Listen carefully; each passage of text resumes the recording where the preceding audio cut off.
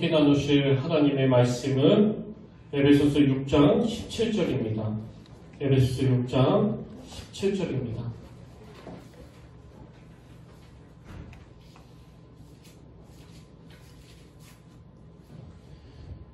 에베소서 6장 17절 말씀입니다. 딱 한 구절인데요. 우리 다 같이 한 목소리로 봉독하시겠습니다. 시작. 구원의 투구와 성령의 검 곧 하나님의 말씀을 가지라. 아멘. 할렐루야. 반갑습니다. 우리 함께 인사 나누길 원합니다. 참 잘 오셨습니다. 오늘도 주님의 놀라우신 내가 함께 있기를 진심으로 축복합니다. 지금 우리는 에베소서 6장에 나오는 하나님의 전신갑주에 해당하는 6 항목들에 대해서 살펴보고 있는데요. 이제 오늘은 그 5번째 항목으로 17절에 나오는 구원의 투구에 대해서 살펴보려고 합니다. 그래서 우리가 가장 먼저 살펴볼 것은 이 구원의 투구할 때의 투구라는 단어인데요. 여기 나오는 투구는 요즘으로 치면 이제 군인들이 이 머리를 보호하기 위해서 쓰는 그 철모 같은 거 아니겠습니까? 그 시절이나 지금이나 이 투구를 쓴다든지 철모를 쓴다든지 이렇게 꼭 머리를 보호하는 장비를 갖춘다는 건 그만큼 이 머리를 보호하는 게 중요하기 때문이다. 그렇게 해석할 수 있는데요. 여러분, 우리가 앞에서도 살펴본 것처럼 그 로마 군인들의 심장과 장기를 보호하는 일이 중요하기 때문에 이 호심경이라는 도구가 필요한 것처럼 똑같은 이치로 이 머리도 너무나 중요한 부위이기 때문에 투구나 철모를 착용해야 된다. 이게 오늘 첫 번째로 살펴보고 싶은 포인트입니다. 그래서 여러분도 다 아시지만 그 프로야구 같은 것을 보면은요, 이제 그 투수가 그 공을 던지다가 실수를 해서 그 상대방 타자 몸에 맞히면 그냥 1루로 보내고 그걸로 끝입니다. 근데 투수가 공을 이 상대방 머리에 맞추면은요, 바로 그 자리에서 퇴장이에요. 똑같은 몸의 신체지만 물론 다른 곳에 맞춰도 상대 선수에게 굉장히 신뢰를 범하는 거지만 그 머리를 공으로 맞춘다는 것은 그 상대 선수에게 굉장히 치명적인 일이 되기 때문에 그래서 바로 퇴장을 시켜버리는 거 아닙니까? 그런가 하면 이 헬멧도 마찬가지입니다. 그 자전거나 오토바이를 탈 때 법으로 이 헬멧을 착용하도록 강제로 규제하는 이유가 뭐겠습니까? 여러분, 특히 이 오토바이는요, 이 헬멧을 착용하지 않으면 그 벌금을 물리게 되어 있습니다. 다른 신체는 그 보호대를 착용하지 않는다고 이건 불법이다, 이건 벌금을 매겨야 된다, 그렇게 하지 않는데 유독 이 헬멧을 착용하지 않는 것만은 범칙금을 매길 정도로 강제적으로 규제하는 건 그만큼 이 머리를 보호하는 게 그 중요하기 때문 아닙니까? 이렇게 우리가 이 머리를 보호하는 일의 중요성을 알 수가 있는데요. 여러분, 이게 영적으로도 마찬가지라는 겁니다. 그래서 지금 사도 바울이 하나님의 전신갑주를 취하라고 권면하면서 이 머리 보호대인 투구를 쓰라 이렇게 강조하는 건 그만큼 이 머리에서 일어나는 우리 생각과 마음을 단속하는 일, 악한 마귀와의 영적 싸움에서 이 마음을 단속하는 게, 이 생각을 단속하는 게 굉장히 중요하다는 겁니다. 그리고 보면 이 성경에서도 우리의 생각과 마음을 단속해야 된다는 그 권면의 말씀들이 얼마나 여러 군데에서 반복이 되는지 모릅니다. 우리가 잘 아는 잠언 4장 23절, 모든 지킬 만한 것 중에 더욱 내 마음을 지키라. 왜? 생명의 근원이 이에서 남이니라. 그런가 하면 잠언 23장 7절, 대저 그 마음의 생각이 어떠하면 그 위인도 그러한지. 또 골로새서 3장 1절 2절, 그러므로 너희가 그리스도와 함께 다시 살리심을 받았으면 위의 것을 찾으라. 거기는 그리스도께서 하나님 우편에 앉아 계시느니라. 그리고 2절에서 위의 것을 생각하고 땅의 것을 생각하지 말라. 이 말씀은 예수 믿는 구원받은 그리스도인이 뭘 생각해야 되는지를 강조하는 말씀 아닙니까? 그런가 하면 로마서 12장 3절, 내게 주신 은혜로 말미암아 너희 각 사람에게 말하노니 마땅히 생각할 그 이상의 생각을 품지 말고, 이런 식으로 인용하자면요, 한도 끝도 없을 거예요. 이처럼 성경은 그 사람의 생각과 마음을 지키고 단속하는 일의 중요성을 이렇게 많이 강조하고 있는데요. 그럼 이런 질문을 던질 수 있는 거 아닙니까? 성경은 왜 이렇게 그 사람의 생각을 단속하는 일의 중요성을 계속 반복해서 강조하는가? 로마서 8장 5절부터 7절에 보면 그 답을 뭐 금방 알 수 있습니다. 육신을 따르는 자는 육신의 일을, 영을 따르는 자는 영의 일을 생각하나니 육신의 생각은 사망이요 영의 생각은 생명과 평안이니라. 육신의 생각은 사망이요 영의 생각은 생명과 평안이니라. 육신의 생각은 하나님과 원수가 되나니. 이 생각이란 게 얼마나 중요한지를 딱 이 구절만 읽어도 다 느낄 수 있는 거 아닙니까? 그 영국 총리를 여기만 마거릿 대처 같은 경우는 이제 이분이 평생 자기 마음에 그 경구처럼 되뇌이는 말씀이 있다고 하는 것을 제가 어느 글을 통해서 봤는데요. 그 내용이 이렇습니다. 생각을 조심하라. 말이 된다. 말을 조심해라. 행동이 된다. 행동을 조심하라. 습관이 된다. 습관을 조심하라. 성격이 된다. 성격을 조심하라. 운명이 된다. 우리는 생각하는 대로 된다. 모든 우리 인생의 행동 그 첫 출발이 그 생각을 조심하는 것. 그래서 생각을 조심하는 것부터 시작해서 우리는 생각하는 대로 된다. 그 글에 보니까 마거릿 대처 여사가 이 경구를 평생 자기 삶의 태도로 간직한 이유는 어린 시절에 그 아버지가 늘 이 경구를 들려주셨기 때문이다. 그런 내용의 글을 제가 본 적이 있거든요. 이렇게 마거릿 대처 여사가 이런 경구를 되뇌이면서 이 생각의 중요성을 마음에 새겼다면요. 예수 믿는 저는 요한복음 13장 2절 말씀을 종종 되뇌이곤 합니다. 마귀가 벌써 시몬의 아들 가룟 유다의 마음에 예수를 팔려는 생각을 넣었더라. 여러분, 가룟 유다가 예수님을 팔아버리는 그의 행위 때문에 망한 게 아니고요. 멀쩡하게 예수님과 같이 식사도 하고 제자들과 교제도 하고 뭐 다 어울려 지냈는데 이미 그 마음에 예수를 팔려는 이 생각이 이 마귀한테 장악이 된 이때부터 이 가룟 유다는 이미 망한 사람이라는 거예요.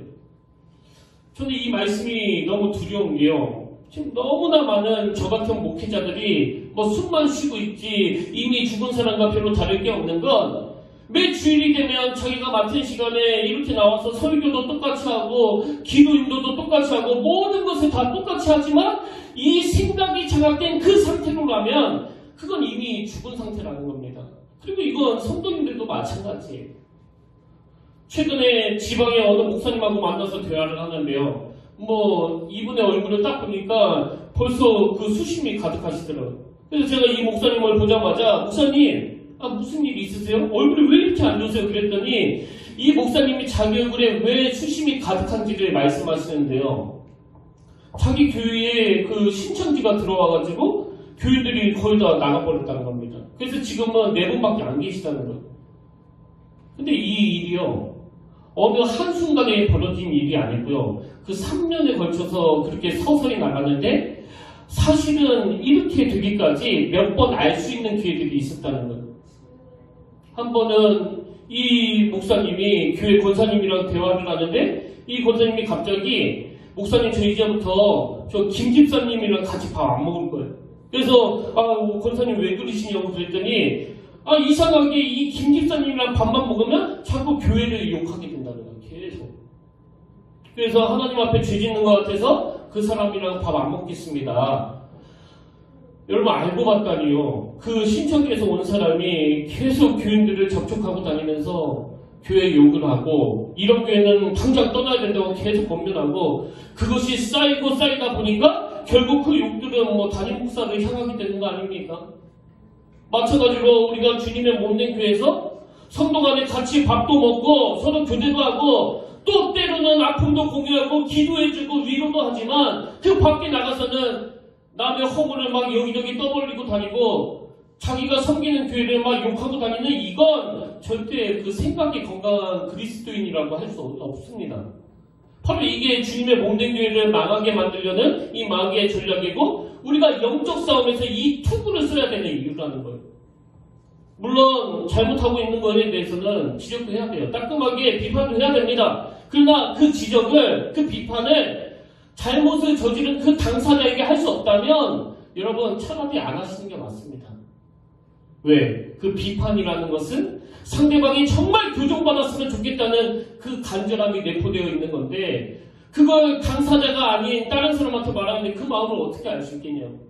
그래서 오늘 우리가 이 하나님의 전신갑주 중에서 이 투구와 관련된 내용을 살펴보면서 제일 먼저 나는 가룟 유다와 같이 지금 생각이 장악당한 상태는 아닌가.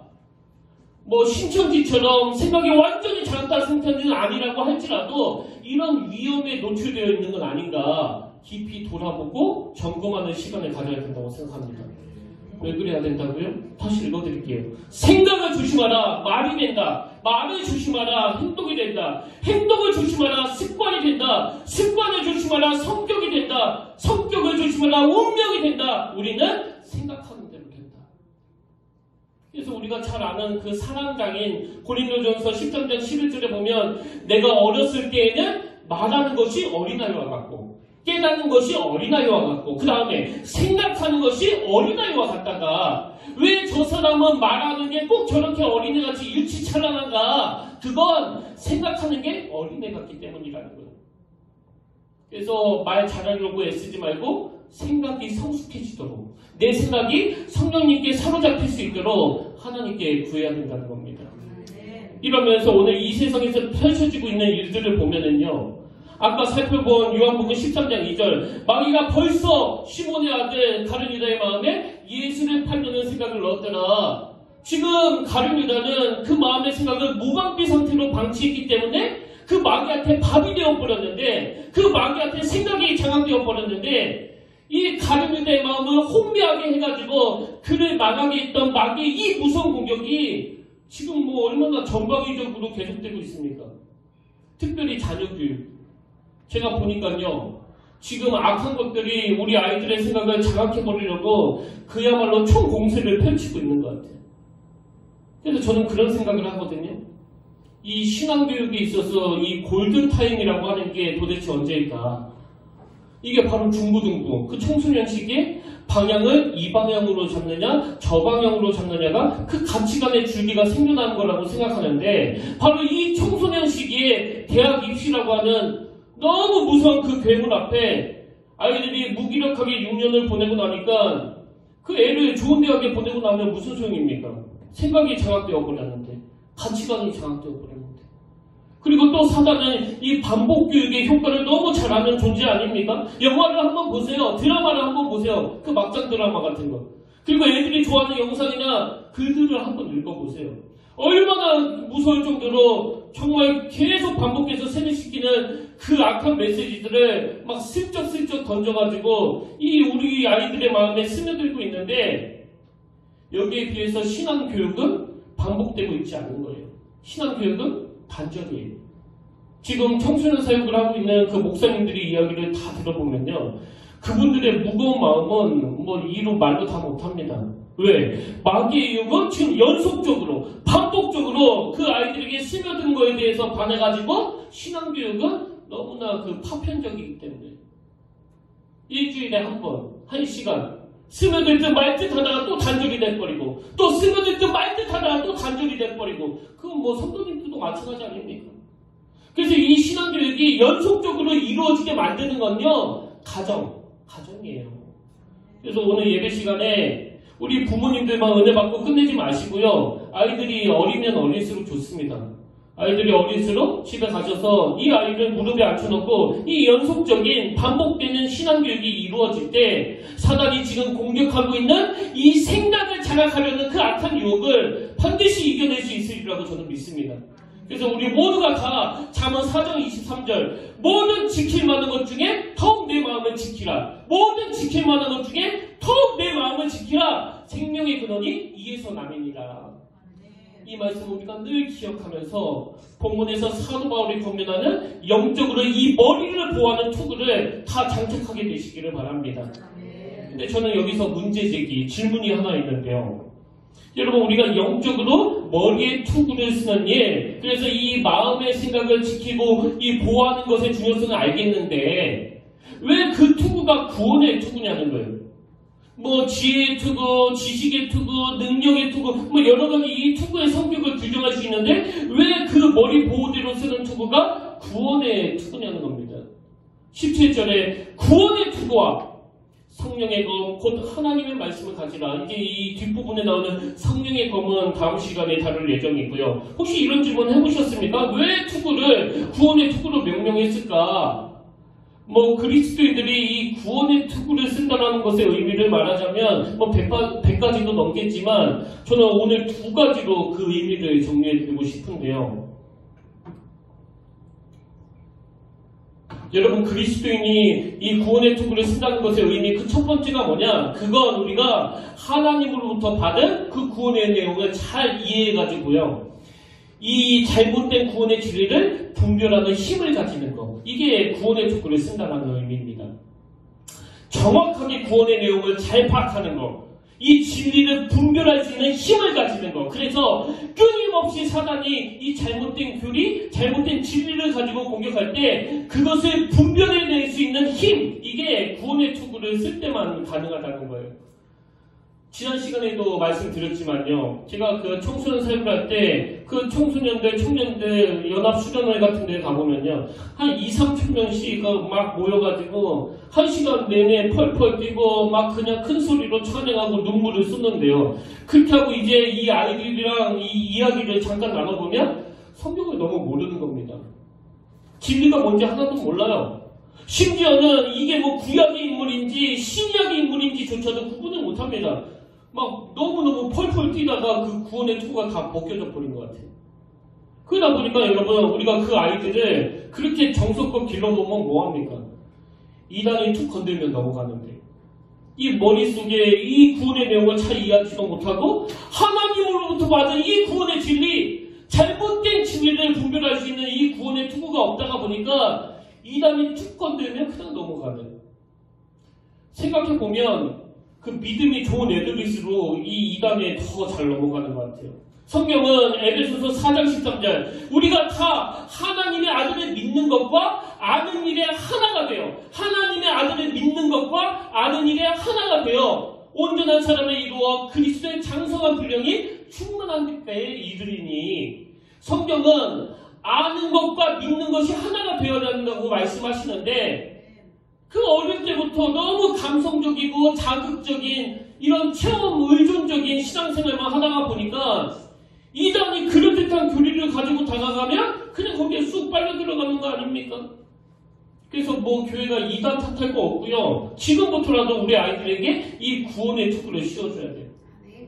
갈라디아서 1장에 보면 이 갈라디아 교회를 향한 무서운 마귀의 공격을 볼 수가 있는데요. 자, 갈라디아서 1장 6절 7절입니다. 그리스도의 은혜로 너희를 부르시는 일을 이같이 속히 떠나 다른 복음을 따르는 것을 내가 이상하게 여기노라. 지금 사도 바울이 탄식하고 있는 거예요. 그리스도의 은혜로 너희를 부르신 일을 이같이 속히 떠나 다른 복음을 따르는 것을 내가 이상하게 여기노라. 다른 복음은 없나니 다만 어떤 사람들이 너희를 교란하여 그리스도의 복음을 변하게 하려 함이라. 지금 갈라디아 교회에 그 거짓 교사들이 들어와가지고 잘못된 가르침을 전하고 있는데, 가슴 아프게도 그 성도님들 중에는 이 구원의 투구가 장착되어 있지 않았기 때문에 그 잘못된 가르침을 그대로 받아들이고 있는 거예요. 그 잘못된 가르침에 왜 미혹을 당했다고요? 이 구원의 투구가 벗겨져 버렸기 때문에. 참 가슴 아픈 건요, 지금 이런 일이 뭐 한국교회뿐만이 아닙니다. 전 세계적으로 이런 일이 일어나고 있고요. 그리고 이런 일은 2000년 역사 가운데 계속 진행되고 있습니다. 그렇기 때문에 오늘 우리는 이 6가지 항목 중에서 무엇보다도 이 구원의 투구를 장착해야 돼요. 그래서 참과 거짓, 진리와 비진리를 분별해내는 능력. 그래가지고 여러분 뭐 한 번씩 집에 있으면 그 누가 초인종을 눌러가지고요, 그 누구세요? 그러면 여호와 증인입니다. 뭐 또 신천지가 성경 공부 한번 해보시겠습니까? 그러면요, 거의 대부분의 성도가 그 낌새가 이상하니까 조용히 없는 척해 뭐 이렇게 하면서 그 문도 안 열어주는데요. 이단하고는 그 접촉도 하면 안 된다고 그래가지고 그렇게 하고, 뭐 그게 또 물론 그렇게 해서 피할 수 있는 방법이기도 하지만 또 어떤 방법으로 공격할지 모르는 게 이 마귀의 공격이기 때문에 우리가 이 진리의 투구를 잘 장착함으로 말미암아 무슨 말로 미혹을 하든지 간에 그런 말에 흔들리지 않는 이런 그리스도인들이 되시기를 바랍니다. 요한복음 2장에서 에베소 교회 성도들이 주님께 칭찬을 받은 게 오늘 본문으로 빗대어 말씀드리면 바로 이 진리의 투구, 이 구원의 투구를 잘 장착했다는 그 칭찬이거든요. 자, 에베소 교회를 향한 주님의 칭찬을 한번 보십시오. 요한계시록 2장 1절이죠. 에베소 교회 사자에게 편지하라. 오른손에 있는 7뼈를 붙잡고 7금 촛대의 사이를 거니시니 이가 이르시되 내가 네 행위와 수고와 네 인내를 알고 또 악한 자들을 용납하지 아니한 것과 자칭 사도라 하되 아닌 자들을 시험하여 그의 거짓된 것을 내가 드러낸 것과. 지금 에베소 교회를 향한 주님의 칭찬이 뭡니까? 이 구원의 투구가 잘 장착되어 있으니까 하나님으로부터 전달받은 그 구원의 내용을 너무나 잘 이해하고 있으니까 아무리 그 악한 것들이 와가지고 미혹을 해도 흔들리지 않았다는 거예요. 그런 의미에서 저는 오늘 우리 평택교회와 이 땅의 수많은 교회들이 이 에베소 교회처럼 주님께 이런 칭찬을 받게 되시길 바랍니다. 그러기 위해서 하나님이 주신 이 구원의 투구를 잘 장착한 그런 신앙생활을 하시기를 원합니다. 이게 구원의 투구를 쓴다는 그 첫 번째 의미고요. 그리고 두 번째로 그리스도인이 이 구원의 투구를 쓴다는 게 뭘 의미하느냐? 바로 하나님으로부터 받은 그 구원을 잘 누림으로 하나님의 구원에 확신하는 거예요. 이 하나님의 구원을 확신하는 거. 여러분, 우리가 예수 그리스도를 영접한 그 순간부터 다 하나님의 자녀가 되는 거 아닙니까? 그렇다면 이렇게 예수 그리스도의 십자가를 통해서 하나님의 자녀가 된 우리가 평생 간직해야 될 그 확신이 뭐겠습니까? 하나님은 십자가로 하나님의 자녀가 된 우리를 어떤 경우에도 버리시지 않는다. 이 확신을 가지는 게 그 구원의 투구를 장착하는 거예요. 그래서 어떨 때는 참 크리스천답지 않게 그 죄의 자리에 빠지기도 하고, 또 어떨 때는 그 마귀의 유혹에 넘어간다 할지라도 그 순간에도 하나님은 나를 버리시지 않는다. 여러분, 자녀가 아버지에게 보여줄 수 있는 가장 자녀다운 모습은요, 뻔뻔한 겁니다. 뻔뻔한 거. 다시요. 자녀가 아버지 앞에서 자녀다움을 드러내는 가장 강력한 아이덴티티는 아버지 앞에서 뻔뻔한 거예요. 세상에 그렇게 어릴 때 그 아장아장 거릴 때부터 시작해가지고 뭐 물건 빼고 옷 더럽혀서 오고 막 집 난장판 만들고 또 커서도 부모 가슴 다 후려 파고 나쁜 짓 하고 그렇게 하면 안 되는 짓을 하고도 한 5분만 지나면 꾸지람을 듣고도 생글생글 거리는 거, 저는 이게 자녀됨의 정체성이라고 생각하거든요. 그래서 여러분, 우리가 주님 앞에서 이 두 가지 균형을 가져야 돼요. 한편으로는 나는 이제 어둠의 자식이 아니다. 나는 거짓의 아비인 마귀의 새끼가 아니다. 나는 거룩하신 하나님의 자녀가 되었다. 그래서 내가 정말 하나님의 자녀다운 삶을 살아야겠다는 이 몸부림을 죽을 때까지 해 나가야 되지만요. 또 다른 한 측면으로는 아니 그렇다고 내가 천사가 아닌데 실족할 때도 있고 넘어질 때도 있고 또 자빠질 때도 있고 나도 나를 이해할 수 없을 만큼 순간적으로 흔들릴 때가 있지 않습니까? 그럴 때 사탄이 바로 무엇으로 공격합니까? 죄책감으로 공격하거든요. 봐라, 네가 이래놓고도 하나님의 자녀냐? 너 같은 거 하나님이 사랑하시겠냐? 그렇게 공격할 때는요, 여러분 얼굴에 철판을 까는 거예요. 아버지 앞에서 뻔뻔하다 할 정도로. 그럼 왜 모든 자식들은 다 자기 부모에게 그렇게 뻔뻔할 수 있습니까? 확신하거든요. 내가 범한 잘못이 1이라면 이 잘못을 뒤덮을 만큼의 아버지 사랑은 1000이요, 만이요, 10만이라는 걸. 그 확신이 있으니까 뻔뻔해질 수 있는 거 아닙니까? 그래서 여러분, 지혜로운 애들일수록요, 그 옛날에도 매를 많이 들었잖아요. 그 매를 들고 막 때리면 때릴수록 그 품에 더 안기는 거 아닙니까? 물론 그 각도가 안 나와서 못 때리게 하려는 그런 의도도 있지만 그 당황스러우니까 파고드는 거거든요. 다시 말씀드립니다. 우리가 구원의 투구를 장착한다는 건 이 확신을 가진다는 뜻이에요. 누가 뭐라고 유혹을 하든지 간에, 누가 무슨 말로 나를 호도하고 너는 예수쟁이가 아니라고 떠들어대든 간에 어떤 경우에도 하나님은 나를 버리시지 않는다. 그래서 저는 찰스 스윈들 목사님의 이 확신에 찬 메시지가 너무 좋아가지고요, 어제 저녁에 제가 이걸 반복해서 읽었습니다. 제가 이 확신에 찬 메시지를 한번 액센트를 넣어서 힘있게 읽어드릴게요. 구원의 확신은 당신의 전체 장비에서 가장 전략적인 요소 중에 하나이다. 그것을 취하라. 느낌표. 당신은 구원을 받았고 그리스도께로 왔다. 당신이 구원을 이룰 일은 절대로 없다. 그러나 한시라도 그 확신을 잃어서는 안 된다. 당신이 거듭나던 순간에 주어진 확신은 지금도 당신의 것이다. 오늘 그렇게 주장하면 된다. 사탄이 가장 즐겨 쓰는 교란 작전 중에 하나는 당신의 영원한 안전에 대한 확신을 약화시키는 것이다. 당신은 구원의 도구를 받았다. 당신은 구원의 도구를 받았다. 오늘 하나님은 당신에게 그것을 쓰라고 명하신다. 오늘 여러분 이 찰스 스윈드 목사님의 메시지에 힘을 입어가지고 다시 한번 흐트러진 이 구원의 도구를 잘 장착하는 여러분들 되시길 바랍니다. 그러고 보면 성경에도 우리가 가져야 될 이 구원의 확신을 설명하는 말씀들이 너무너무 많습니다. 요한복음 10장 28절 내가 그들에게 영생을 주노니 영원히 멸망하지 아니할 것이요 내가 그들에게 영생을 주노니 영원히 멸망하지 아니할 것이요 또 그들을 내 손에서 빼앗을 자가 없느니라. 그들을 주신 내 아버지는 만물보다 크심에 그들을 주신 내 아버지는 만물보다 크심에 아무도 아버지 손에서 빼앗을 수 없느니라. 여러분 이 시간 우리가 이 구절을 다 같이 선포했으면 좋겠는데요. 다시 한번 이 구절을 큰 소리로 그 구원의 감격으로 우리 함께 선포하기를 바랍니다. 시작. 내가 그들에게 영생을 주노니 영원히 멸망하지 아니할 것이요 또 그들을 내 손에서 빼앗을 자가 없느니라. 그들을 주신 내 아버지는 만물보다 크심에 아무도 아버지 손에서 빼앗을 수 없느니라. 아멘. 이 말씀이 내게 장착이 되는 그게 구원의 투구를 쓰는 거예요. 그런가 하면 우리가 너무너무 잘 아는 로마서 8장 38절 39절 내가 확신하노니 사망이나 생명이나 천사들이나 권세자들이나 현재일이나 장래일이나 능력이나 높음이나 기쁨이나 다른 어떤 피조물이라도 우리를 우리 주 그리스도 예수 안에 있는 하나님의 사랑에서 끊을 수 없으리라. 아멘. 이 확신을 가지는 게 구원의 투구를 쓴다는 거라는 거예요. 그런가 하면 저는 우리 평택교회를 생각하면서 빌립보서 1장 6절입니다. 너희 안에서 착한 일을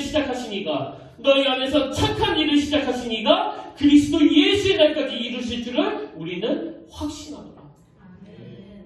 우리 평택교회가 또 여러분과 제가 이 확신으로 머리에 구원의 투구를 쓰는 한 우리 교회는 절대 흔들리지 않을 줄로 믿습니다.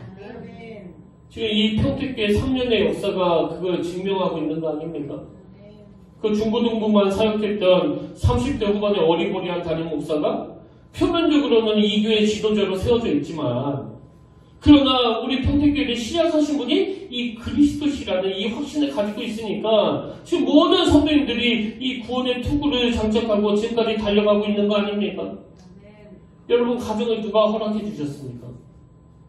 여러분 가정을 허락해 주신 그 주님 앞에 이 구원의 투구를 쓰고 달려갈 때 아무리 악한 것들이 여러분 가정을 흔들어댄다 할지라도 흔들림 없는 확신으로 견고하게 세워나가게 될 줄로 믿습니다. 근데 여기서 한 가지요. 데살로니가전서 5장 8절입니다. 우리는 낮에 속하였으니 정신 차리고 믿음과 사랑의 홍신경을 붙이고 구원의 소망의 투구를 쓰자. 세 번역으로 보니까 구원의 소망을 투구로 씁시다. 지금 사도 바울이 이 구원의 투구에다가 개념 하나를 더 얹으면서 구원의 소망의 투구라고 이야기하고 있는데요. 여러분 이게 뭘 의미할까요? 여러분 이건 구원의 투구가 가진 그 성격을 강조하는 건데요. 구원의 소망의 투구, 다시 말해가지고 이 구원의 투구라는 것은 구원의 소망이라는 속성을 가진 투구라는 거예요. 그래서 로마서 8장 24절 우리가 소망으로 구원을 얻었음에 보이는 소망이 소망이 아니니 보는 것을 누가 바라리요.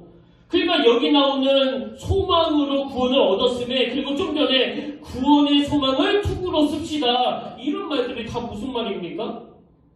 예수 그리스도의 부활로 인하여 우리 몸이 구원받았다는 것을 믿기 때문에 우리 삶에 소망이 생겼다는 거예요. 무슨 소망이요? 죽음이 끝이 아니라는 거예요.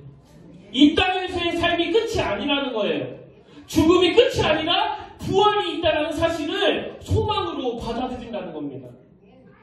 저는 정말 지금 코로나19로 인해 가지고 이렇게 저렇게 당황하고 있는 모든 성도님들이 또 가정에서 이런저런 어려움을 당하는 분들에게 이 녹록치 않은 이 현실 앞에서 이 소망이 작동됨으로 말미암아 내가 지금 이 구원의 투구를 장착하고 있다는 것을 확인하는 통로로 쓰시기를 원합니다. 여러분, 이 구원의 투구를 장착하신 분에게는요, 이 땅에서의 삶이 끝이 아니라는 소망이 부어져요. 이 땅에서의 삶이 끝이면 너무나 억울할 사람이 한두 사람입니까? 그렇게 하고 끝내기에는 너무 억울하잖아요. 이 땅에서의 억울한 일이 많으면 많을수록 구원의 투구가 가져다주는 이 소망을 회복하셔야 돼요.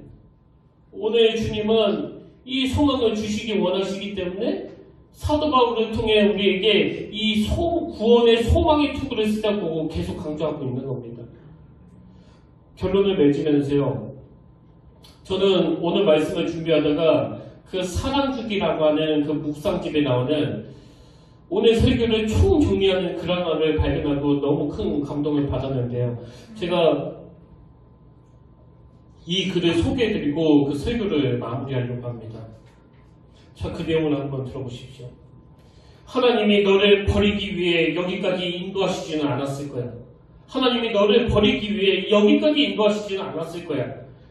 보이지 않고 느껴지지 않더라도, 때로는 버림받는 것처럼 느껴질지라도 지금 주신 상황엔 이유가 있고 내가 발견해야 할 보물과도 같은 그분의 계획이 기다리고 있을 거야.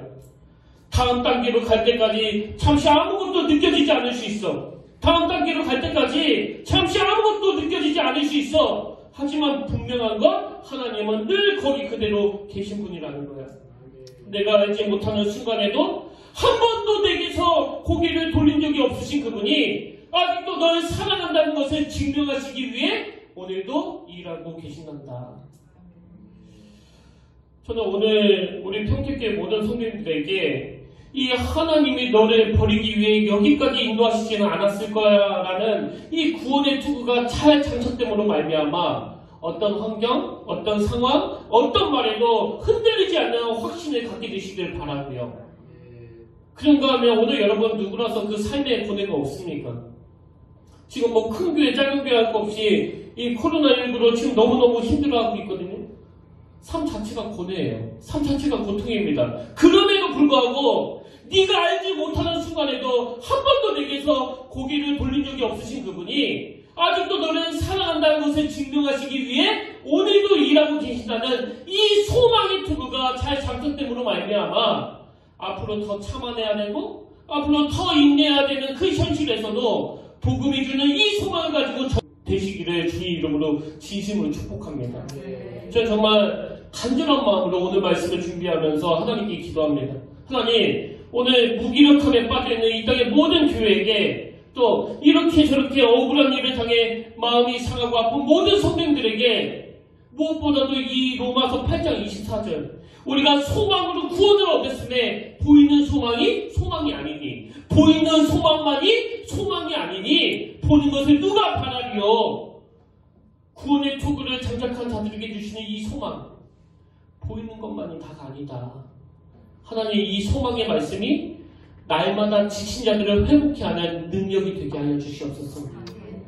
저는 오늘 여러분에게 이 소망의 말씀이 들려지는 한 어떤 상황에서도 낙심하지 않게 하는, 곤비하지 않게 하는 능력으로 여러분 삶에 나타날 줄로 진심으로 믿습니다. 여러분에게 이 소망이 구원의 확신으로 자리 잡게 되시기를 주님 이름으로 축복합니다. 우리 이 확신을 확신을 가지고 우리 결단 찬양으로 이 찬양 부르기를 함께 원하는데요. 피난처 되시는 주 예수. 계속되는 핍박 가운데에서도 그 중국의 크리스찬들이 눈물로 부르짖는 고백이라서 더 은혜가 되는 찬양입니다. 오랜만에 우리가 이 찬양 부르기를 원하는데요. 우리 함께 힘있게 선포하시면서 가사를 생각하시면서 함께 불러보기를 원합니다.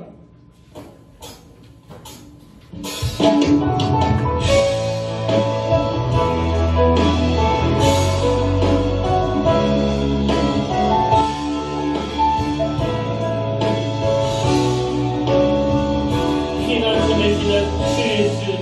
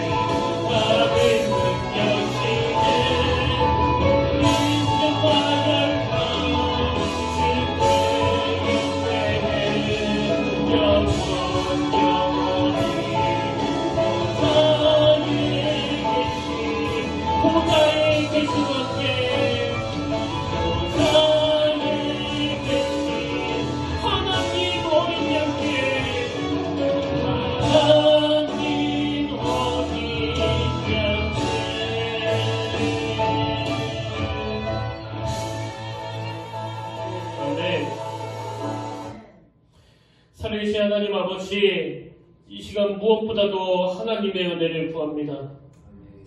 오늘도 전쟁은 주님께 속했고 승리는 우리의 것이기 때문에 우리가 예수 그리스도의 이름을 높이며 피난처 되시는 주님 앞으로 나아가길 원합니다.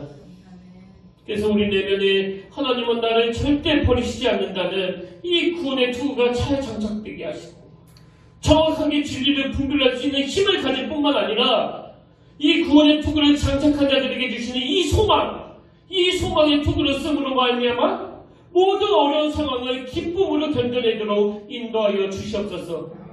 그런가 하면 하나님 아버지, 우리 자녀들을 위해, 다음 세대들을 위해 기도합니다. 지금 우리 아이들의 마음을 빼앗버리려고 하는, 달콤하기 짝이 없는, 그리고 너무 쾌락적인, 그리고 말초신경을 자극하는 그런 악한 유혹들이 지금 우리 아이들을 엄습하고 있습니다. 우리 아이들을 지켜주시고 살려주시옵소서. 아버지, 그 악한 마귀가 반복되는 유혹을 통해 우리 아이들의 생각과 가치관을 지금 빼앗으려고 발악하고 있다면 하나님, 우리 아들에게 이 구원의 투구를 씌워주시옵소서. 우리 딸에게 이 구원의 투구를 장착시켜 주시길 원합니다. 그러기 위해서 먼저 이 가정이 살아나게 하여 주시고 그 가정 안에서 연속적인 신앙교육이 일어나도록 주님이 친히 인도하여 주시옵소서. 이제 이후에 각자가 주어진 자리에서 주님 앞에 깊이 묵상하며 또 주신 말씀을 한 항목 점검하며 자기 자신을 되돌아볼 때 하나님의 깊은 영적인 터치가 일어나는 아름다운 예배가 되도록 인도하여 주시옵소서. 이후에도 우리의 모든 삶 과정에도 개입해 주시길 원하옵고 존귀하신 예수의 이름으로 기도드립니다. 아멘. 이제 우리 다 자리에서 일어나셔서 파송 찬양 우리 이 찬양 함께 불러보길 원합니다. 이 산지를 내게 주셔서 우리 이 찬양 부르고 예배 마무리하기를 원하는데요. 우리 이 찬양을 믿음으로 함께 선포하시기를 원합니다.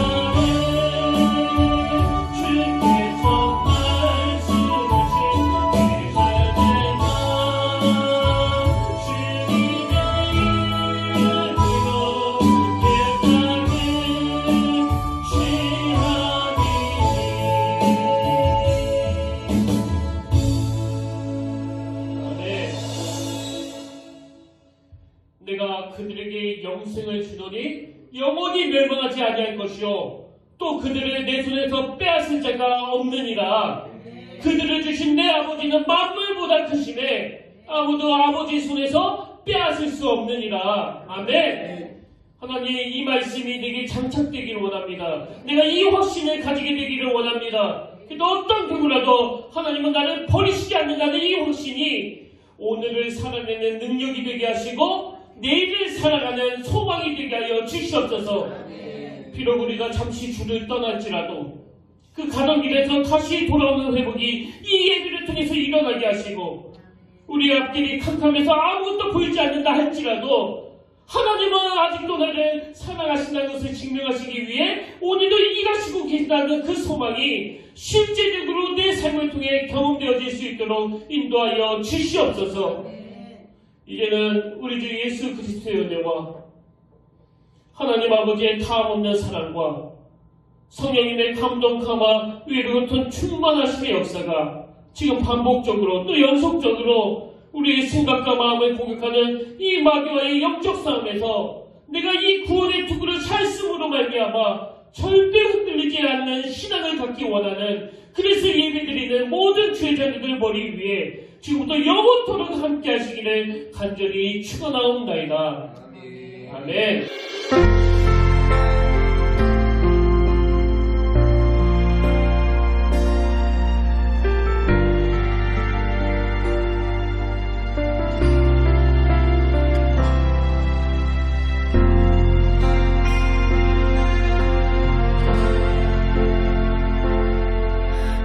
서 있는 이곳에서 높임을 받으소서. 내가 받는 땅